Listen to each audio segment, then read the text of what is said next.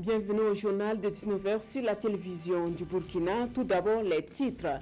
Plus besoin de faire ses besoins à l'air libre. 4 villages de Mani dans la Yanya ont réussi le pari. Ils ont été certifiés ce 15 mai par le programme FASO. Chacun de ces 4 villages ont reçu des kits sanitaires et un certificat de reconnaissance de fin de défécation à l'air libre. Dans ce journal également, les populations de Ouaïgria s'imprègnent du contenu du régime d'assurance maladie universelle. L'opérationnalisation de ce projet démarre cette année au Burkina. Selon les acteurs, il faut une adhésion des populations pour la réussite d'un tel projet, d'où cet atelier de vulgarisation organisé par le secrétariat technique de l'assurance maladie universelle. Mesdames, Messieurs, bonsoir et merci de nous suivre. 4 villages de Mani dans la province de la Yanya ont reçu les félicitations du programme FASO. Les populations de ces localités ne font plus leurs besoins à l'air libre et pour les encourager, le programme FASO leur a remis des kits sanitaires et un certificat de reconnaissance de fin de défécation à l'air libre. Amadou Seydou Ninkiema et Ibrahim Sanou ont pris part à la cérémonie de certification et voici leur compte-rendu. Les villages de Balamounou, Kamissi, Koulbila et Laranga, situés dans la commune de Mani, ont bénéficié d'un statut de fin de défécation à l'air libre en juillet 2017. Aujourd'hui, le programme FASO les célèbre à travers cette cérémonie de certification. L'objectif est de reconnaître leur effort dans le maintien du statut fédal. Ils ont été soumis à 5 critères. Qui sont des critères de déclaration de fin de défécation à l'air libre. L'assainissement, c'est vraiment des échelles. On passe de l'échelle 0, comme on l'a dit, où il n'y avait pas de latrines. Ils sont aujourd'hui à un niveau où ils ont des latrines. C'est vraiment les inviter à utiliser convenablement ces latrines-là. Le souci, ce n'est pas d'être le premier, mais c'est de maintenir ce rang. Donc des gens qui sont arrivés au statut fédal, il leur revient d'inculquer ces bonnes habitudes à leur progéniture et également à servir de modèle pour les autres. Pour cela, des kits d'hygiène et d'assainissement sont remis au grand bonheur des bénéficiaires. C'est une grande satisfaction pour nous. Nous sommes vraiment très contents ce matin. Arrivé à Balamounou, tout le monde a des latrines, tout le monde utilise ces latrines.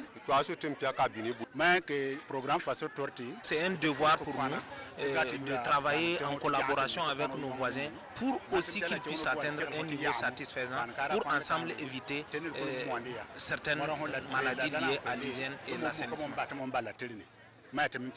Ces villages, officiellement reconnus fédales par les autorités locales, ont désormais la charge d'être des relais pour les autres villages non certifiés.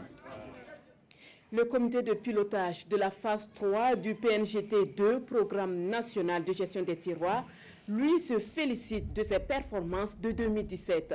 76,64% de taux d'exécution physique pour une enveloppe financière de plus de 13 milliards de francs CFA. Le bilan est dressé au cours de la 10e session du comité qui s'est tenue à Fadangourma. Le reportage avec Aimé Douamba, Issaka Suleiman Diallo avec la complicité de Mahamadi Ouedraogo. Les membres du comité de pilotage du Programme national de gestion des terroirs, PNGT2, sont à Fadangourma pour la 10e session ordinaire de leur comité. Ils examinent ici les acquis de la phase 3 du dit programme. Un programme qui connaît un taux d'exécution physique de 76,64% avec une enveloppe financière de plus de 13 milliards de francs CFA.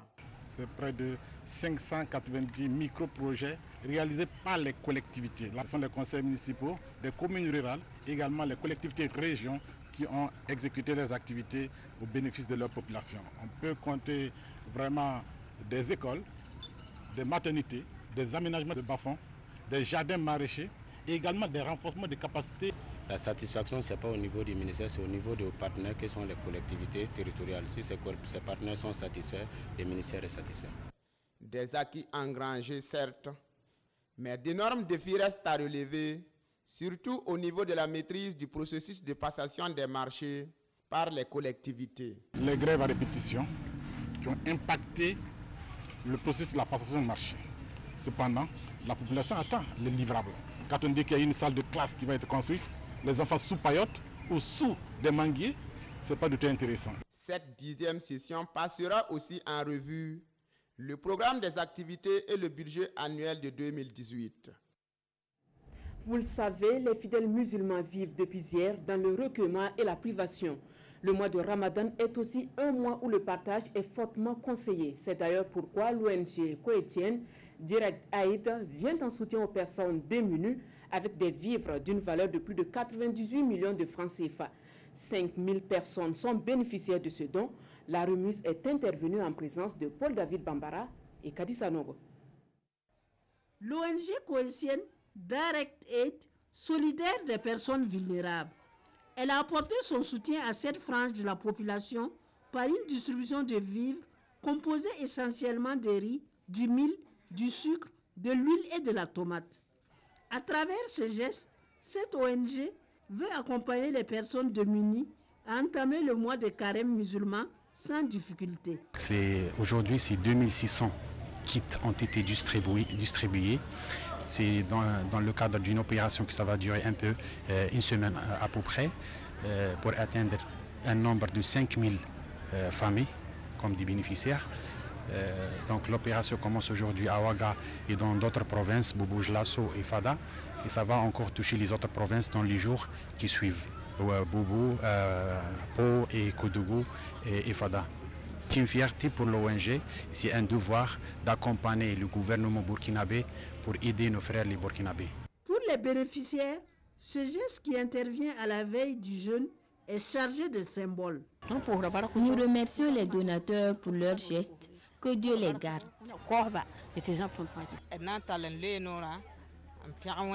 Nous allons utiliser ce don pour jeûner, louer Dieu et lui demander d'aider les donateurs dans leur mission.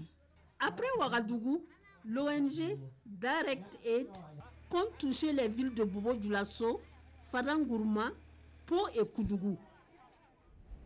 À Bobo-Dioulasso, les dons sont allés aux patients de l'hôpital Souro Sanou. Composés essentiellement de savon, de l'eau et d'une enveloppe financière, ce sont les jeunes de l'ADF-RDA section Oué qui ont exprimé leur compassion aux malades. Le geste s'inscrit dans le cadre d'une série d'activités entreprises par les jeunes du Parti de l'Éléphant, Karim Ilboudo et Ismaël Saturné-Paré. Compatir un tant soit peu aux douleurs des malades en leur témoignant amour. C'est tout le sens de ces dons faits ici, à l'hôpital Sanoussou, à l'endroit des patients. On est tellement satisfait et content à la fois, parce que ce genre de gestes nous permet de soulager un peu nos malades. Le besoin est tellement grand, parce que tu rentres, tu ne sais pas quand tu vas sortir. Mais maintenant, s'il y a des gestes comme ça, ça ne fait que soulager. Et on remercie vraiment l'ADF-RDA, les jeunes, que des situations pareilles se répètent. L'initiative vient des jeunes du Parti de l'Éléphant ADF-RDA, section Oué. Pour eux, la politique rime bien avec le social. Ce n'est pas la valeur du don qui est le plus important, mais c'est surtout vraiment le geste.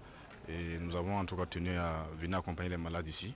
Et nous avons amené de l'homo, on a amené du savon et pour les soulager un tant soit peu. La philosophie qui soutient bien sûr ce don, et nous aimons le dire vraiment, c'est un passage forcé, chacun est passé par ici. Même si vous n'êtes pas passé, vous avez un parent qui est certainement passé ici un jour.